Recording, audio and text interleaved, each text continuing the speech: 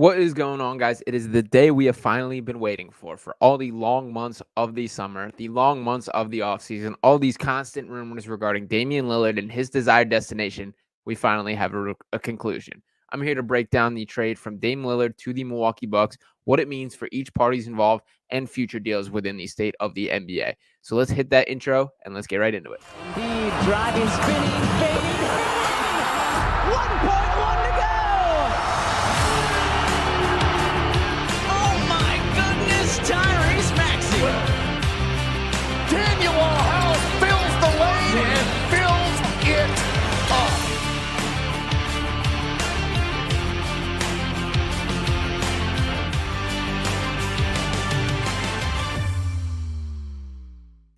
All right, so for starters, after these long months and these constant reports tying him to the Miami Heat, Dame Lillard is headed to Milwaukee.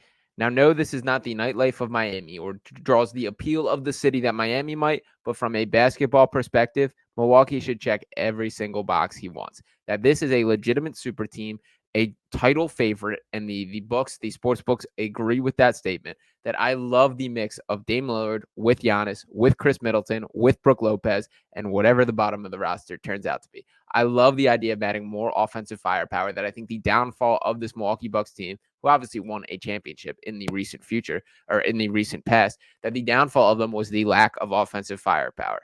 Enter Damian Lillard. And yes, I love Drew Holiday. I think he's a great player, but there are levels to this game. There are levels to the sport, and Damian Lillard is a notch above Drew Holiday. For all that Drew brought as a connector to that team, a defensive-minded player, a guy who does a lot of the little things that were important to that team, and he was absolutely crucial to bringing them over that championship barrier. They need to look at this from a new angle, that things change, weaknesses within the team shift, and that is why Dame Lillard is here. Now, I'll start off by pulling up the exact deal here, and I'm going to drop it right over my face here. And as we can see, the Bucks getting Dame Lillard, the Blazers getting Drew Holiday, DeAndre Ayton, Tumani Kamara, who I'm not super familiar with, a 2029 first-round pick, and the Bucks pick swap. The Suns are walking away with Yusuf Nurkic, Nazir Little, Keon Johnson, and Grayson Allen. I actually like this move from the Suns' perspective. It's very clear that the DeAndre Ayton thing was not working out. That I think it is much more to do with the personality of DeAndre Ayton and him not seeing eye to eye with a lot of key figures and voices in that organization for the reason he's out. But I do think it's a good move. I like Keon Johnson. They got a little bit of young talent. It was not a money-saving move either. And by the way, I do think Yusuf Nurkic stinks, so I don't think that is an upgrade by any means. I actually like DeAndre Ayton from a talent standpoint, but it is at times unbearable to watch him. That it's incredibly frustrating when he just does not try for a rebound, when he's the biggest guy on the floor and things like that. I get the frustration from the Suns. The Trailblazers are looking at that by saying, hey, this is a former number one overall pick. He's still 25 years old. This is a guy that's been a 17-10 guy in the NBA, and we can get him for basically on the cheap. Let's give it a shot. Let's see what happens. Now we've got all these young pieces around. Let's throw him in the mix, see what he develops into. Let's see what he looks like next to Scoot Henderson, next to Anthony Simons, next to Shaedon Sharpe. That there is a little bit of buy the dip and see what he can grow into. That makes sense for me from the Trailblazers standpoint. But as a whole, this is not a great return for a guy who's arguably the best player in franchise history. And where that concerns me from the Sixers standpoint is what does that mean for James Harden? Because Damian Lillard and James Harden are two of the premier talents in the sport, two of the top 75 players to ever play basketball ever. But at this point in each of their careers, I think it's much easier to talk yourself into Damian Lillard having more meat on the bones for the rest of his career than it is James Harden. And both these guys have done very similar things as far as digging their heels in, making a stance that they do not want to be in the organization that they were currently employed by. Damian Lillard obviously got his wish and is now traded to the Milwaukee Bucks. And by the way, I'm thrilled for Giannis too. This is a guy who has led the NBA in usage almost year in and year out. He's only led twice in his career, but he's always in the top 5 for it. And last year felt especially just draining for him as far as how much he's asked to do from a creation standpoint. And that is high volume on your body. That is high usage. That is pounding the pavement. The way that he plays, this is not a version of Paul George going in smoothly and creating a mid-range jump shot or DeMar DeRozan, a guy like that. No, Giannis is full throttle. He's attacking the basket. He's embracing physicality. And yes, that's what makes him special. And he's obviously incredibly elite at it. But that takes a toll on your body. So I think having some easy offense with Dame Lillard is super appealing. And I also think there's going to be some two-man stuff worked in between the two of them, which I'm very excited to see. Let's see what Giannis can do as a role man. I guarantee it's going to be very good at it, that he has the frame, he has the strength, he has the basketball feel. That is going to be awesome to see. And having a elite shot maker, a guy with some of the biggest distance of all of basketball when it comes to away from the basket. That's exciting to me to see what that turns out to. But it's not appealing from a Sixers standpoint. On the James Harden thing, so we know what the story with James Harden. Everybody in the NBA knows the story for James Harden. And to slide over to a topic of conversation here, as I mentioned, it has been reported that the Sixers are showing interest in Drew Holiday. It was first reported by Kyle Neubeck, so I will show love to that there. And I did want to pull up this exact quote here. This is I tweeted from the Jake Fisher piece on Yahoo Sports, obviously the senior NBA insider over here, over at Yahoo, and a little bit of intel on the situation as a whole. So Jake Fisher wrote, quote, Philadelphia has indeed registered its interest in Holiday with Portland, league sources told Yahoo Sports. And there would seem to be an obvious three-team structure that benefits Portland, Philadelphia, and Los Angeles, where Holiday returns to the franchise that drafted him, that being the Sixers. Harden gets his wish and joins the Clippers, and the Blazers receive first-round picks from each team. Los Angeles has not been willing to offer more than one selection to Philadelphia for Harden, sources say. They have also not been willing to include versatile swingman Terrence Mann. But if the Sixers and Daryl Morey could spin a potential holdout with Harden into a motivated Holiday for the cost of one of Philadelphia's future picks and Harden's $35.6 million salary, that would bill as fantastic value for all parties involved. But then maybe the Clippers abandon all pursuit of Harden to go after Holiday in their own right. That, to me, is the biggest thing and my biggest concern and what holds me on from getting excited about the potential of Drew Holiday joining the Sixers is I just don't see the realism of them being able to win this battle when it comes to having the best offer on the table. The part that I will swing that I think is a positive is there should be a number of teams around the NBA that this is a wake-up call, that they now missed the boat on Damian Lillard. That trade is now done. He is in Milwaukee. If you are, for example, the Miami Heat, that you got to pick it up and figure something out. Because if you look at their offseason, we know they went to the NBA Finals last year. We know they still have Jimmy Butler. They still have a number of key pieces in place, but they lost a lot as well. Gabe Vincent and Max Strus, they're two starting guards throughout the entire playoff run last year. Both guys that were double-digit point contributors, guys that were very key contributors on the team as a whole, on both sides of the floor. They were very important to that team. They're gone. Max Strus was with the Cleveland Cavs. Gabe Vincent was with the Los Angeles Lakers now. They will be for this entire season. What replaced that for the Miami Heat?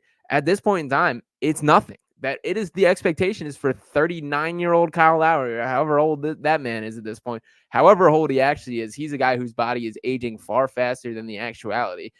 We could see that last year. I think he made a very wise decision come playoff time to no longer start Kyle Lowry. He came in and gave like a 15 to 20-minute boost off the bench where he left it all on the floor, and he was effective in those minutes, that he was able to generate a little buzz or a change of pace in that, but he didn't have it for a whole game.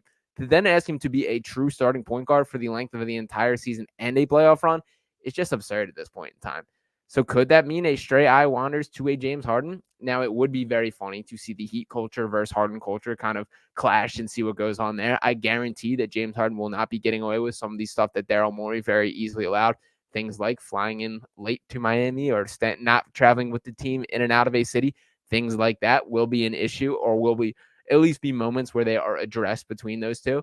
But from a basketball perspective, let's think about what the Miami Heat are missing. That they have Jimmy Butler, they have Bam Adebayo, Tyler Hero somehow still on roster, but they're missing shot creation, they're missing scoring, they're missing a guy to full out run the offense, a true point guard, a lot of things that James Harden can bring to the table. And he's not without his flaws. I mean, that's extremely clear at this point in time. But if we're talking about a trade here, this should be a kick in the butt to the Miami Heat. That if you want to keep Jimmy Butler invested in this franchise, if you want to continue competing for championships and keep this vibe of Heat culture going onward, you're going to need to bring in more talent. That while, yes, I do kind of roll over and admit at this point that Heat culture is somewhat of a thing, that it is effective for making sure teams are ready to compete and all of the above, that you still need the talent on the floor to at least be in the competition. Yes, Jimmy Butler, you can feel how you feel about Jimmy Butler at this point. But what I will say is he is a guy that can flip the switch and be locked in when the moment is necessary. That there are stretches at a time that no matter who is on the floor across from them, Jimmy Butler will be the best basketball player on the floor. That it does not matter. That we saw him outduel Giannis Antetokounmpo in the first round last year. And I know Giannis was hurt. I know he had some banged up, some injuries. But the bottom line was the Bucks were knocked out of the first round by the Miami Heat. They just acted on it. They got Damian Lillard. That step to success for them has now been covered, that they now have a new outlook. But what does Miami do? Because not only did they not reach their goal of winning the championship last year, they took steps back by losing players in the process. And this is a little bit of where the Heat culture thing comes in, that yes, you get these guys on these cheap deals, really clinging for an opportunity, that come in super hungry, guys like Gabe Vincent and Max Strus. But then when they play themselves into a big time deal and another franchise kind of nitpicks them from you, you have to recover that. And yes, that's very effective. They are getting quality players out of this and it's working. People want to play in Miami for the most part. But for the long term, they have to find a way to address that. Now let's bring it back to James Harden specifically. So we know that Sixers Media Day is approaching. October 2nd will be the day. It has already been reported per Keith Pompey, who kind of shot down and backed off these reports, saying he didn't mean it as definitive as it was being reported. You know how the aggregation works and all the other cycles of that. But the bottom line was Pompey said that he did not think James Harden will be at Sixers Media Day. I'll start by saying good, that I'm completely fine with him not being there, that there's no need for it to be a bigger scene than it is. And I think the more that he is within the organization, the more damage that can be done. To me, there's no reason to shove more mics in front of this guy's face than there needs to be. He could not have made it any clearer how he feels at this point in time. We all know. Now, do each of these other guys have to face the uncomfortable conversations of how do you feel about James Harden? What do you think his outlook is for the season this year? Yeah, they all got to do that song and dance. And it's frustrating and it sucks. And that is the modern NBA. That's the modern world that we live in. But James Harden, the question is, at some point he has to come. That he is not dumb enough to allow himself to sit out to the point where the Sixers can control his destiny. That we know if his holdout extends over 30 days, that the Sixers will be allowed to prevent him from being a free agent. He's not dumb enough to let that happen. He will show up. He will be there. And frankly, it would not surprise me if he's there on day one of training camp for the reasons that I mentioned. That I think he can do far more damage when it comes to accelerating the process of his exit by being in the building. That it doesn't do as much good to just sit on the sidelines, stay out of sight, out of mind, that he would much rather be in the building, causing a scene, whether it is yelling at teammates in practice or simply not trying, not getting back on defense. Some of this sounds like the normal James Harden style of play. But when you think about it on a bigger scale and him trying to prove a point, that he's done this. We've seen him do this in live NBA games. We've seen him do it with the Nets. That was a huge part of how he got to Philadelphia in the first place. So the Sixers really have to sit back right now and hope and pray that Damian Lillard stirred the straw for their drink, that this is what gets the juices flowing in the NBA, that now this was that biggest stalemate that each of us had hit, that all of us looking at the picture of the NBA being painted this offseason, it was all dependent on what happened with Damian Lillard. I will speak personally and say I'm very surprised that he ended up in Milwaukee. I love it from the Bucks perspective, but for me, it was a foregone conclusion that he eventually ended up in Miami. And there was a part of me that did believe Toronto might stick their nose in the running and ultimately win it. That's what I was rooting to happen for the whole time. I wanted some madness, that I did not want Dame to just get his way, if I'm being completely honest, that I'm getting a little sick of how things have changed to the point of guys being able to handpick their location and will still having that contract at the end of their name. That the system is set up from the NBA standpoint that guys, when they become free agents, can pick their location. But when they are under contract, they are under contract with their team. That is the point of a contract. Now, why this works in this little give and take variation is because teams obviously don't want to lose premier talent for free. And that's what happens when they leave in free agency. So there's a little bit of a double standard of teams wanting to lock guys up on long-term deals, knowing that if they want to be out and be traded, we're at least bringing back something in return. Even in this situation with Portland, that Damian Lillard, who was likely the best player in franchise history, you can argue Brandon Roy or LaMarcus Aldridge as well, and I'll hear you out. I'll give you, I'll give both those two as well. But Damian Lillard right in the running for sure. That he's a guy that, at least, even though it isn't this vibrant just collection of assets back, they still got something. That they got guys like Drew Holiday that you may even be able to package for a similar package to what they got for Lillard. They got these picks, they got these pieces, and he didn't just leave for free. So that's why we're kind of in the predicament that we are in. Is as frustrating it is for players to be able to kind of handcuff teams by demand their locations, this also works for teams because they want to get something back for a guy. They don't want to allow these guys to leave for free. Now, why I bring this up is because the Sixers continue to harp on this cap space plan of clear the cap space. We see out the season. We essentially take a gap year, and then we attack free agency next year. Now, it should be noted that Drew Holiday is one of the premier faces in all of this, that he is a guy who is on the last year of his contract. He has a player option for next year, and there was a ton of uncertainty kind of speculating with him in Milwaukee leading up to this. He's obviously no longer in Milwaukee, and I would say it is more likely than not that he won't be playing for the Portland Trail Blazers. So where is that next location? For me, I'll say I will go out and scrap the cap space plan. That for me, if you can get a trade for a Drew Holiday or a player of that caliber, that is worth much more to physically be able to get that player then the theory of a player better than him could come through the door. Because I'm not optimistic about the Sixers sales pitch. The reason I'm against the cap space plan is for a couple of things. Number one, for the same reasons that I just talked about, is teams are not letting these players hit the open market. These premier primetime NBA stars hit the market. It just doesn't happen anymore. When is the last time that we truly saw a star level player win in free agency? If I want to bring this to the Sixers, the best player that they've signed during this era in free agency is an Al Horford. And that did not work at all. And they still had to overpay for a guy who did not want to be here. What across anything would make a legitimate NBA star? Think maybe a Kawhi or a Paul George or a Pascal Siakam. And all these guys are a little bit tier below who I would like to be talking about, if I'm being honest. But think about it from their perspective. Of they're watching these Sixers. They're watching James Harden cause this whole stink. They just watched Ben Simmons hold out from this roster. We've seen a million different players come through in the past decade. We're on a fourth general manager during the Joel Embiid era. What about that jumps out and says, wow, I want to play for that organization, that I want to go to that city? And you can feel how you feel about Philadelphia. There are players that will get it. There were players that won't.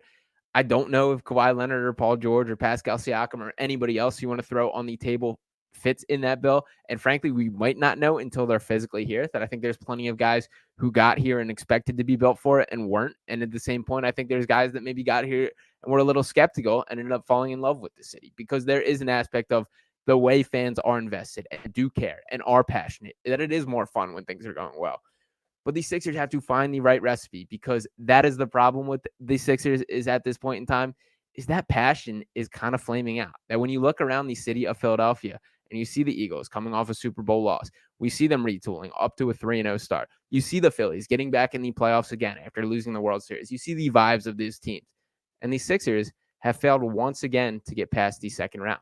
That it feels like the leash for how much can be tolerated with this team is over. So they have to figure out a way to get things right and get the fan base back invested in this team. They do have players that are likable, contrary to popular belief. They do have guys like Tyrese Maxey who fans want to fall in love with, who want to be completely invested in. And frankly, I'm still of the mindset of buy however much stock you can get on Tyrese Maxey. I saw a Drew Hanlon quote saying that he's going to score at least 25 points per game or I'm going to be disappointed this year. I believe that. And part of the reason that I'm more motivated to get rid of James Harden rather than stick it out and make sure you get the quote unquote fair value, which I believe Morey will take the mindset of, is I want to see Tyrese Maxey spread his wings and fly. Let's see what this kid can actually do. And the biggest piece in that is when you think long-term of the success of this franchise, we know Joel Embiid is still here. He is here as long as he wants to be here until he pounds the table or says those magic words of I want to be traded, and then we're dealing with a Damian Lillard-like situation, and then we're far closer to rebuild. But for the point in time, Joel Embiid remains here. This is a guy that is the reigning MVP, a top 5 talent across the entire planet, a guy that is one of the true centers and has done it in a modern way, who has a brand new coach, a guy that has done it on a championship level. There are reasons to be excited, and Nick Nurse is one of my biggest reasons for optimism, but they have to find a way to get it right. And when we talk about freeing Tyrese Maxey and seeing what this guy can actually do, part of that I don't just mean by letting him play through his mistakes. It's what usage or what role does he truly fit in the long term? We've seen what he can do. We've seen him grow leaps and bounds as a shooter, as a scorer, a guy as a defender. I want to give him credit for, because he is so much better as a defender than he was when he first came in this league. And I will even go as far as to say, for all the people that criticize him, call him a turnstile, all those things, by the end of last year, he was a damn average NBA defender. No, he wasn't great. He'll probably never be great, but he was not a guy that you can circle and target on the defensive end. And that's all I ask of Tyrese Maxey. As long as you can be passable out there, I am good with it. Because frankly, that's better than what you're getting with James Harden. And that's better than the Bucks are going to get with Damian Lillard, if we want to call a spade here. But what is the best usage for Tyrese Maxey? Is this a guy, and everything that he's been asked to do, or anything that was questioned if he had that ability, he's improved on? So I'm not willing to call anything on the table. I've seen the voices, the people saying he can never be a point guard. Why? Has he never before? For sure. No, he hasn't been asked to. He's played next to guys like James Harden, guys like Ben Simmons. And when he was thrown into that role as the point guard, during the Ben Simmons holdout, for starters, it was a blessing in disguise by seeing, wow, this kid can actually play.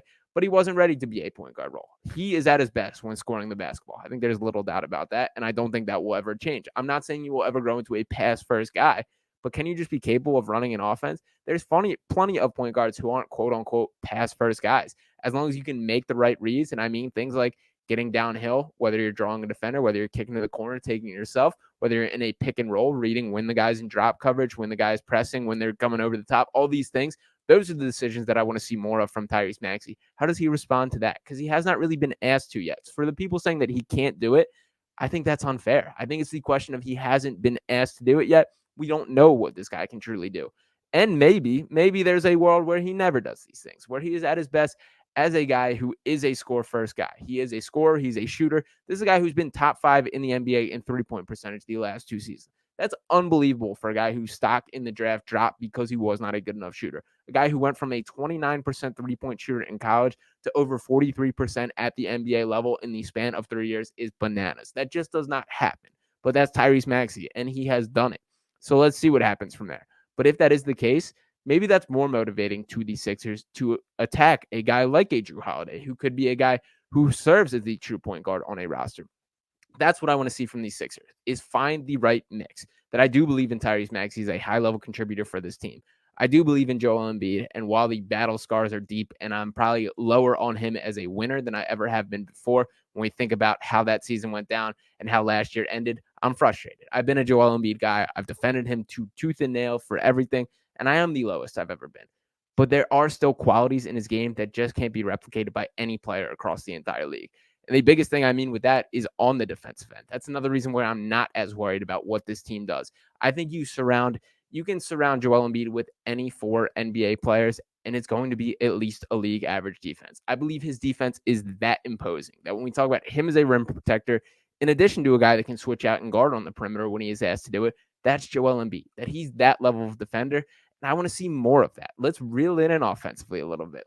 You don't got to be a guy scoring 33 points per game and leading the NBA and scoring for 2 consecutive seasons. We've seen it. We know you can do it. There will be moments where it's necessary for this team. But maybe you reel it in, take some of the usage off, and just dominate defensively. That, to me, sounds like a recipe for a winner. So I guess where I'm going over the course of this video is there are bones on the Sixers roster. That this is not a dead team, but they do have to act, and they do have to hope that the Dame Lillard market start up the James Harden market. I don't know how confident I am on that. And I think there is some weight to the thought process of just getting this guy out of here. Let's not deal with the issue. Let's bring something back, and we will see what happens from here. I also am very curious to see what the Clippers' outlook on things are. We know there's been some sort of interest between James Harden and the Clippers, not nearly the length of what we would hope. To be honest, if we're going to call it plainly, James Harden has much more interest in joining the Clippers than the Clippers have in James Harden joining them. But what are they looking for? That we know they have this new arena opening. We know that Kawhi and Paul George are heading into the last year of their contract. They are looking to make a splash, that they want to be back in the mix, considered a true contender, and just being involved. So what does that mean? Does that mean James Harden? Does that mean Jrue Holiday? Does that mean something else? There are a lot of factors still to play. But I guess for now, I will rest easy, being happy, being excited that it feels like the NBA hit play again, that we've been stuck up in pause for the length of the offseason, just waiting for the Dame Lillard news to fall. I'm not ruling out this leading to a James Harden trade, that I think there's a very real chance that this stirs things in that direction. And if you ask me right now, you pin me down and say, where does James Harden play his first game this season? I'm saying the Miami Heat. And no, I think the Sixers is probably still the most likely answer, that I think Morey is going to be much more stubborn in this situation than I personally would be, that I would be willing to roll over and take a little bit of a diminished asset just out of the belief that I don't think you can ever get your quote unquote fair value for James Harden at this point in time. And I don't abide to the mindset of the cap space plan the way that Morey very clearly does. So I do think Morey's going to stick this out more than I would be willing to. But I guess I have hope that maybe things change, that for the first time in several months now, it feels like the NBA world is cooking. It feels like James Harden could be on the move. And it feels like I am fired up about the Sixers again. So it sucks it took this long for me to reach this point. I know you guys are all feeling the same way with that. But you know what? I'm here. So let's see what happens. Training camp right around the corner. I appreciate you guys for watching this video. Make sure to hit a subscribe button there. Hit a like on the video. Drop a comment. Let me know your thoughts on the trade as a whole, everything else going down with the Sixers world. And I will be back on a full episode of the Pick Swap Podcast soon. Talk to you guys next time. Peace.